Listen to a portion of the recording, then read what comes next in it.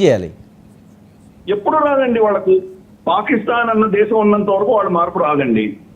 ఇన్ని యుద్ధాలు జరిగాయి, ఇంత దెబ్బలు తగిలాయి, వాళ్ళకు ఇంత నష్టం అయింది, వాళ్ళ దేశం కూడా విభజన అయింది, అయినా వాళ్ళకి ఎప్పుడు బుద్ధి రాదు. ఎందుకంటే ఆ దేశమే ఒక అబద్ధంతో కూడినటువంటి కారణాల వల్ల పుట్టిన దేశము, ఒక సిద్ధాంతానికి ఒక ఐడియాలజీకి కట్టుబడినటువంటి దేశం కాబట్టి అది దేశమే కాదు, ఫస్ట్ ఒక ఐడియాలజీ మాత్రమే. మీరు దేశాన్ని ఒక్కరు చేసినా ఐడియాలజీ పోదు. కాబట్టి అది అర్థం చేసుకోవాలి మనం. వాళ్లకు మన ఏమంటారంటే లాతోంకే బాతోన్సే నై మానేంగి అని మనకు హిందీలో సామెత ఉంది. వినేటువంటి శక్తులకు మన మాటలతో చెప్తే కానీ అది వాళ్ళకి అర్థం కాదు. కాబట్టి వాళ్ళకి ఎక్కడ కొట్టాలో అక్కడ కొడితే గానీ వాళ్ళకి బుద్ధి రాదు. ఇప్పుడు మనం ఇంత చేసి యుద్ధం చేసి వాళ్ళని ఓడించి ఇన్ని చేసినా కానీ కూడా ఒక 4-5 సంవత్సరాలు 3 సంవత్సరాలు 5 సంవత్సరాలు వాళ్ళు ఊరుకుంటారు.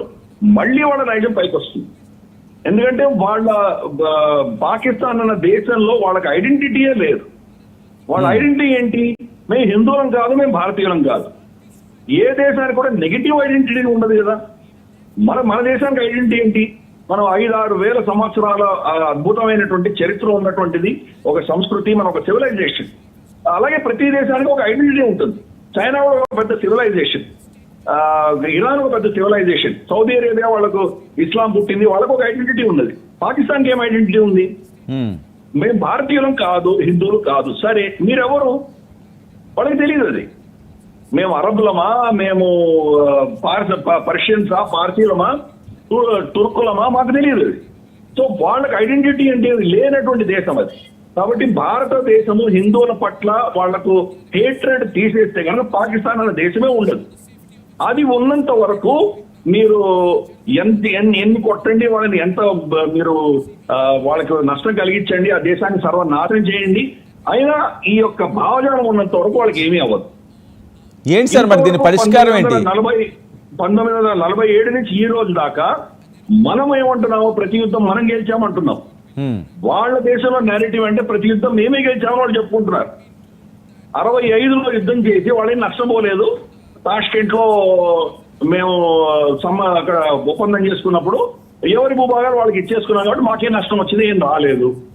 47-48 యుద్ధంలో మాకు ఈ రోజు ఉన్నటువంటి పాక్ ఆక్రమిత జమ్మూ కాశ్మీర్ మా అధీనంలోకి వచ్చింది కాబట్టి మేము గెలిచాము. అక్కడ 71లో బంగాళీలు పోయారు, పనికి మాలినటువంటి అసహ్యంగా ఉన్నటువంటి బంగాళీలు పోయారు. మాకు మంచిదే, మా యొక్క మిగతా భూభాగం అంతా సేఫ్ గా ఉంది, మమ్మల్ని ఏమీ చేయలేకపోయారు.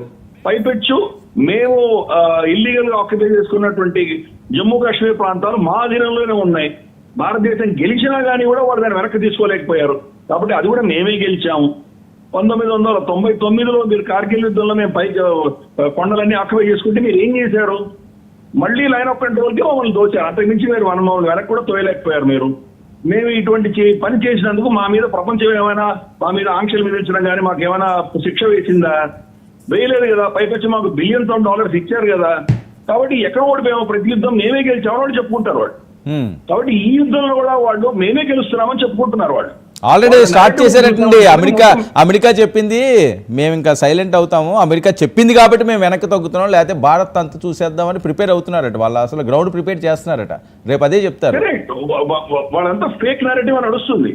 ఇన్ఫాక్ట్ మేము 10 ఎయిర్క్రాఫ్ట్ కొట్టాలనుకున్నాము, కానీ మేము చాలా బాధ్యత గల దేశం కాబట్టి 5 రఫాయిల్నే మేము కొట్టాము అని చెప్పి వాళ్ళ ప్రధానమంత్రి చెప్పుకుంటున్నాడు. ఇంకా వాళ్ళకి నిష్కృతి ఏముంది? వాళ్ళు అసలు దాంట్లో ప్రధానమంత్రికే దిక్కు లేదు. దాంట్లో వాళ్ళ డిఫెన్స్ మినిస్టర్ ఒకతను ఉన్నాడు. అంతకంటే హాస్యాస్పదమైన విషయం ఏముంది? ప్రధానమంత్రికే డిఫెన్స్ సంబంధించి ఏం అధికారాలు లేవు. దేశంలో ఉన్నది ఒకడే అసీం మునీర్ తప్ప ఇంకెవరికి ఏమి అధికారాలు లేవు. వీళ్ళు మాట్లాడడం ఇంత హాస్యాస్పదం అది. కాబట్టి వాళ్ళ ప్రజలకు మేమేదో చాలా అద్భుతంగా చేశామని చెప్పుకోవడానికి వాళ్ళు ఇటువంటి ఫాల్స్ నేరేటివ్స్ ని నడిపిస్తున్నారు.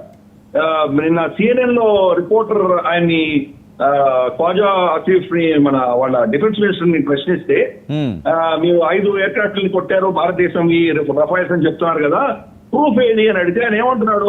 సోషల్ మీడియాలో చూసుకోండి అంటున్నారు మీరు. అవును, అంటే సోషల్ మీడియాలో చూసుకుంటే నువ్వెందుకు అక్కడ? నువ్వు చూపించాలి కదా, ఎవిడెన్స్ చూపించాలి కదా. పలానా కొట్టామని శాటిలైట్ ఇమేజర్ అనో ఏదో చూపించాలి కదా, మీరు ఏదో చెప్పాలి కదా. ఏమీ లేదు. సోషల్ మీడియాలో ఉన్నటువంటి ఫోటోలు, వీడియోలు వాళ్ళ సోకాల్డ్ సీనియర్ జర్నలిస్ట్ అందరూ కూడా, హమీద్ మీర్ లాంటి వాళ్ళు, చాలా పేరు మోసినటువంటి జర్నలిస్టు, వీళ్ళందరూ ఫేక్ నేరేటివ్స్ నడిపిస్తున్నారు. గిరిధర్ గారు ఒక విషయం కాదండి, ఇంకా భరించాలా భారతదేశం? అందుకే మనం భరించట్లేదు కదా. అవును, ఏంటి దీని పరిష్కారం ఏంటి? ఇంకా ఉగ్రవాద స్థావరాల మీద వాటి మీద చేద్దామంటే వాళ్ళు ఊరుకునే పరిస్థితి లేదు. మరి దీనికి ఎక్కడో దగ్గర ఫుల్ స్టాప్ పడాలి, ఎండ్ కార్డు వేయాలి. ఆ వేసే పరిస్థితి ఉంటుందా? ఇంకా సామరస్యపూర్వకంగా దయ కరుణ ఈ రకంగానే వెళ్లాల్సిన అవసరం ఉందా? దీనికి సమస్యకి ఎప్పుడు పరిష్కారం ఉండదండి. వాళ్ళు మన మీద దాడి చేసినప్పుడంతా మళ్ళీ వాడిని తిరిగి చంపదెబ్బ కొడితే గానీ మనకు కొన్ని 2-3 సంవత్సరాల ఊరట కలగదు. ఇప్పుడు కొడతాం, కొట్టిన తర్వాత ఒక 3-4 ఏళ్ళు 5 ఏళ్ళు మనకు కొంచెం శాంతి ఉంటుంది. 5 ఏళ్ల తర్వాత మళ్ళీ శరామామూలేది. ఆ పాకిస్తాన్ అన్న దేశం ఉన్నంత వరకు మనకి ఇది తప్పవండి, అది గుర్తుపెట్టుకోవాలి. కాబట్టి వాళ్ళకి మనం చేయాల్సింది వాళ్ళు చేయాల్సిందే. రెండవది మీరు అన్నారు వాళ్ళ టెర్రరిస్టులు మనం కొడుతున్నామని. అందరికంటే పెద్ద టెర్రరిస్ట్ అసీం మునీర్.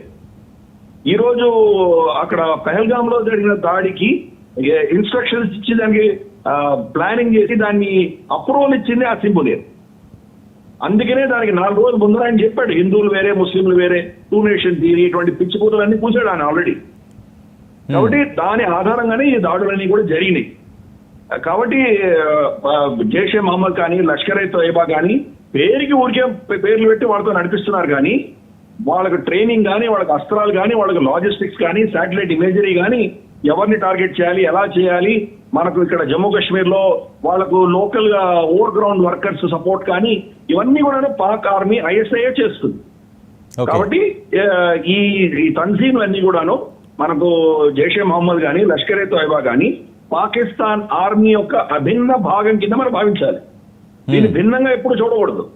కాబట్టి టెర్రరిస్ట్ ఆర్గనైజేషన్ వీళ్ళు అనకూడదు. పాకిస్తానే ఒక టెర్రరిస్ట్ దేశం, వాళ్ళ సైన్యం ఒక టెర్రరిస్ట్ సైన్యం. దాన్ని వాడు ఊరికే పేరు మార్చి వీళ్ళని వాడుకుంటున్నారు అంతే. మనం యాక్చువల్గా 1974లో 1947లో వీళ్ళు బారాముల్లా ఇక్కడ జమ్మూ కాశ్మీర్ లో వీళ్ళు వచ్చినప్పుడు యునైటెడ్ నేషన్స్ వీళ్ళు అబద్ధం చెప్పారు. ఏం చెప్పారు? అక్కడ వచ్చింది కబాయిలీలు వెళ్ళారు, మాకేం తెలియదు అని చెప్పి వాళ్ళు చేదు ఊపిరే ప్రయత్నం చేశారు. యునైటెడ్ నేషన్స్ మానిటరింగ్ ఫోర్స్ వచ్చి చెక్ చేస్తే వాళ్ళందరూ పాకిస్తాన్ సైనికులని తేలింది. కాబట్టి వీళ్ళు అన్ని అబద్ధాలతోనే వాడు బతుకుతారు. కాబట్టి వాళ్ళ మాటలు మనం నమ్మి వినాల్సిన అవసరం లేదు. వాడు ఒక తప్పు చేస్తే దానికి 2 చెంపదెబ్బలు కొట్టడానికి మనం సిద్ధంగా ఉన్నాము. ఎస్కలేషన్ వాడి చేతికి వదిలేసాము. మనం టెర్రరిస్టులు మాత్రమే కొట్టాము, ఆర్మీని టచ్ చేయలేదని మనం స్టేట్మెంట్ ఇచ్చాం.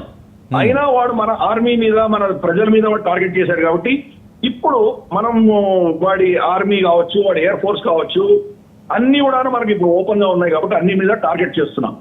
ఈ రోజు దాంట్లో కూడా ఒక స్పెసిఫిక్ గా మనం అర్థం చేసుకోవాల్సింది ఏంటంటే, మనం బలూచిస్తాన్ కానీ, ఖైబర్ పఖ్తూన్ఖ్వా కానీ, సింధ్ కానీ, లేదా గిల్గిట్ బాల్టిస్తాన్ కానీ, పిఓజేకేలో కానీ ఇక్కడెక్కడ కూడాను మనం లోకల్ ప్రజల్ని కానీ దేన్ని కూడా టార్గెట్ చేయట్లేదు.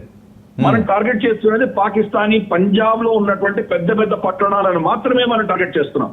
ఓకే, రావల్పిండి, మనకు లాహోర్, ఇస్లామాబాద్, సియాల్కోట్ ఇటువంటి ఊర్ల మీద టార్గెట్ చేస్తున్నాం. ఎందుకంటే ఈరోజు పాకిస్తాన్ అంటే పాకిస్తానీ పంజాబ్ మాత్రమే, మిగతా వాళ్ళందరూ వాళ్ళకు బానిసలు, ఊడిగం చేసేటువంటి వాడు. కాబట్టి ఈ రోజు పాకిస్తానీ పంజాబీ యొక్క అస్తిత్వానికి, అతని అహంకారం మీద దెబ్బ కొడుతున్నాం. మనం పంజాబ్ లో మాత్రమే మనం దాడులు చేస్తున్నాము. వాళ్ళ ఎయిర్ డిఫెన్సెస్ అన్ని కూడా మనం ధ్వంసం చేశాం. మనం ఇది వాళ్ళు తట్టుకోలేరు. ఏదో ఎక్కడో మనం పిఓజేకేలో మనం ఏదో కొట్టామో, లేదా లైన్ ఆఫ్ కంట్రోల్ దాడి కొట్టామంటే దానికి వాళ్ళకి ఏం పట్టదు. వాళ్ళకి ఈ రోజు పంజాబ్ లోనే వాళ్ళ ఇండ్లు, వాళ్ళ స్థావరాలు, వాళ్ళ క్యాంటన్మెంట్స్ సురక్షితంగా లేవు. వాళ్ళ ఎయిర్ క్రాఫ్ట్స్ అన్ని కూడాను నిలిపేసుకోవాల్సిన పరిస్థితి. వాళ్ళు ఈవెన్ లండన్ పారిపోవాలన్నా కానీ లాహోర్, ఇస్లామాబాద్ నుంచి ఫ్లైట్లు టేక్ ఆఫ్ అవ్వట్లేదు.